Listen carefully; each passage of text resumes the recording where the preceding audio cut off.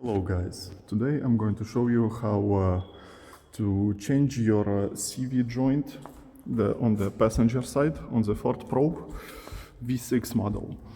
So this is what it looks like when you dismount it completely. So this is already the new part attached. As you can see, I only kept this little thing, this part from the old one. As you can see, one next to the other.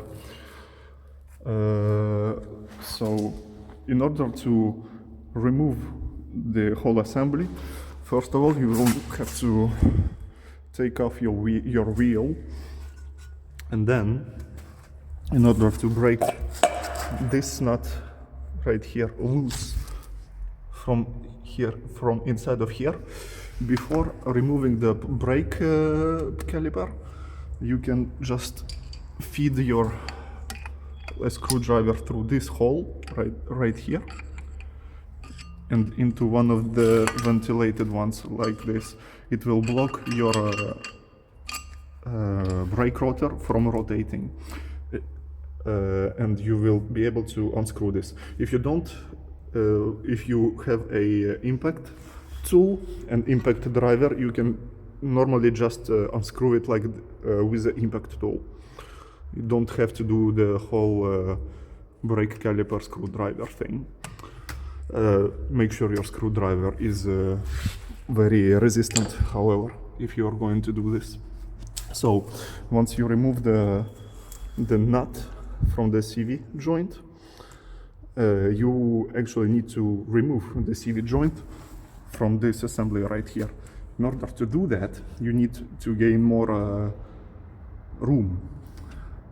The easiest way I found is to remove the shock from the lower control arm. In order to do that, it's just three screws.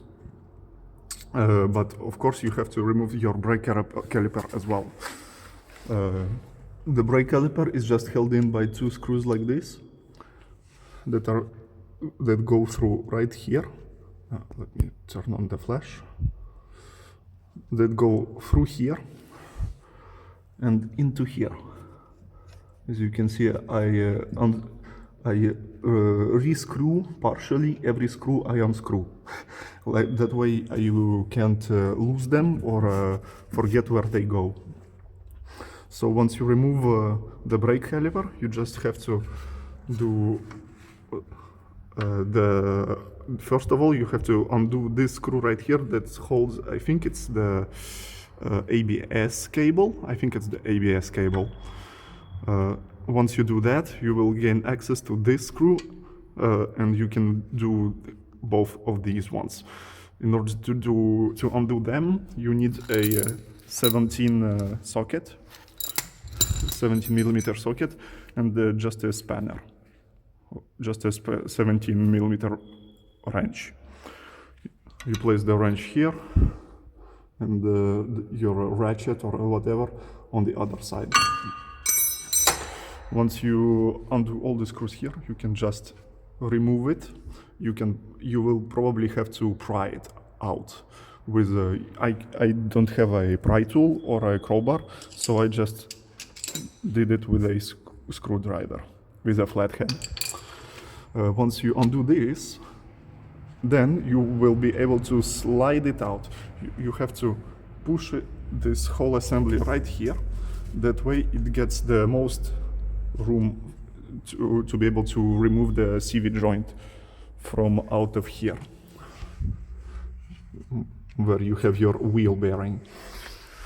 Once you undo this, then next step is to remove the two screws that go, I think right here is the one and here is the second one. I will show you on the CV joint in a second what they hold. And your transmission arm actually goes right into here. So I did it the wrong way. and I didn't know since I'm just learning. But if you remove the transmission arm, your transmission fluid will leak out. Sorry, if I slide out. So let's get back to this one. So these are the two screws that I'll hold in this part. Sorry.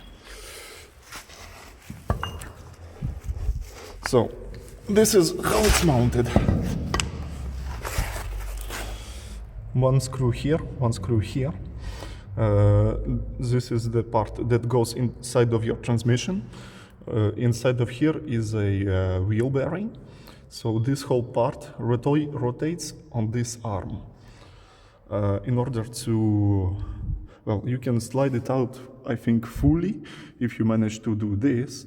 But what I did, since I knew that I was going to replace this whole part over here, I just ripped off the boot that's on this part right here. And this whole assembly, I slid it out. That gave me much more room to work with. Once you remove the rest of it, this is the tricky part, which I was afraid to do, since I didn't find any info on how to do it. So you will be stuck with this thing assembled to this thing, to your transmission arm. In order to remove it, I didn't know. I pulled it a lot, but to no avail. So I cleaned the whole inside of here. There will be a lot of grease, which is normal. And inside of here, as you can see, at the back part is a little cap, which if I press a light, will come out. So technically, it's a straight shot to your transmission arm. This thing was flat, I think. I think it was a little bit concave, but after I hammered on it, which is the only way I found myself how to do it, you will need a vise. You can put this thing into a vise. As you can see, there are still marks on it from the vise. Certainly don't put this thing into a vise, certainly not this. Then you will screw up your whole transmission arm. And don't put this into it as well, since if you will hammer on, if you will put this, hammer on this, on the inside, you will have a bigger chance, I think, of damaging the wheel bearing that's inside of here. So you just take some kind of metal rod or anything you have on you that's around this diameter over here. The more flush it is, the better, obviously, since you don't, if you will make it, if you will take something that's very, if you will take just a screwdriver and put into here, it will just punch a hole through here.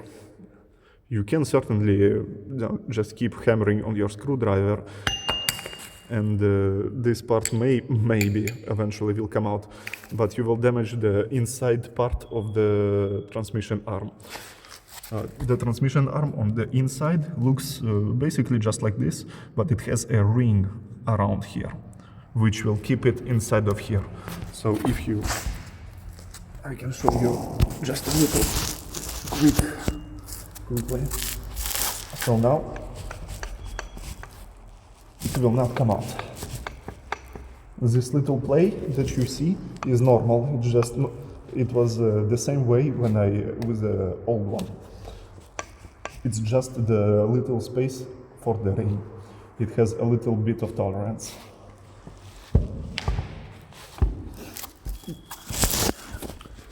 So once you remove, you hammer on this one, this thing will slowly but surely come out, since the inside of this cap will push on the transmission arm. So this is basically it for the disassembly of these two parts. In order to put the new one on, it's basically the same thing, but in reverse. Instead of hammering this way, you need to hammer this way. I did the same thing. I put this part into a vise. It doesn't have any marks on it from the vise because I protected the new one, which is better, of course. Don't forget to protect your new parts where you put them into vices. I put as far as I could. Actually, I forgot to mention. Inside of here, when I removed this part, I noticed there was grease inside of here, so I greased the inside of the new part as well. Then I put all the way as far as I could with my hands. Obviously, I couldn't go all the way inside because I think Mazda made it press fit. They used a press to put this part into this part. So I took the same socket, which is a 32, I think. Yeah, it's a 32 millimeter socket, which is used for this nut over here. I think you can use a little bit smaller diameter, but as you can see inside, it's rounded. I put it on top of here. And then I hammered this thing into this one. Don't forget, this is the part which I put into the vise. And then I hammered on top of the socket, and eventually it came all the way. It bottomed out. You will see eventually that it doesn't move any further, which will be your finishing point. Well, and you can test if you actually put it correctly, if you have this little bit of plate which I showed you earlier. So now you just need to, now you have the new CV joint on the transmission arm, and you just need to put it inside. One little thing. You will have to change your transmission fluid. This, I removed the battery and the battery tray, which is here. That way you can have your access to this screw, which is the fill plug hole. What am I saying? It's just a filling hole. I actually don't have a socket for it right now. I will have to buy it. It's a 23 millimeter, I think. My 22 millimeter is just a little bit too small for it.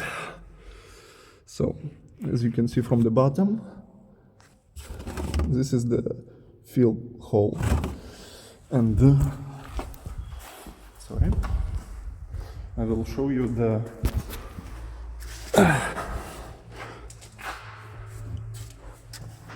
drain hole as well. The drain plug. Okay, so moving from oh my god, I'm so lost. Here. Moving from this filling hole all the way to the transmission, and here it is. This is the oh my god. Well, this is the hole out of which you will remove all the transmission fluid. Before removing your transaxle, just think about removing the transmission fluid first. Or don't forget just to put your liquid tray under this thing in which your transmission arm will go into. One more thing. If you want to have better access, as you can see, I have very good view of anything right here, is because in order to get to these screws easily, it's better to remove your exhaust pipe, which goes to, you can remove it, just the part which goes to your catalytic converter. That's it. On the V6, don't forget the front part as well. This is the rear part. And you will also, on the V6, maybe it's the same on the 4-cylinder, you will have a chassis brace that goes from here to here. It's very easy to remove. It's just 6 screws. Come on, focus. It's just 6 screws with little metal things. I forget the name of them in English. And I'll show you what the brace looks like. So this is the exhaust piping. This is the shroud from the wheel well, front passenger wheel well. And this is the brace that I'm talking about. So just 6 screws, as I said. Bam, bam, bam, bam, bam, bam. The thing just falls down. Once you remove this one, only then you can actually take this part out, since it goes over, it's sitting above the brace. Sorry for the disjointed video, since I tried to prepare everything as best as I could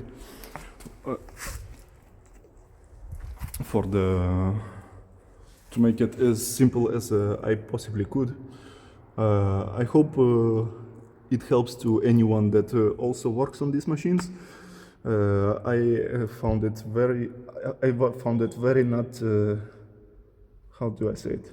It's not that hard. It's not as hard as it may seem. Certainly you will have to remove a couple of parts, but all of them take very little time to remove. Well, of course, if you have all your bolts not seized up. Of course, if you have a seized bolt, then good luck. See you.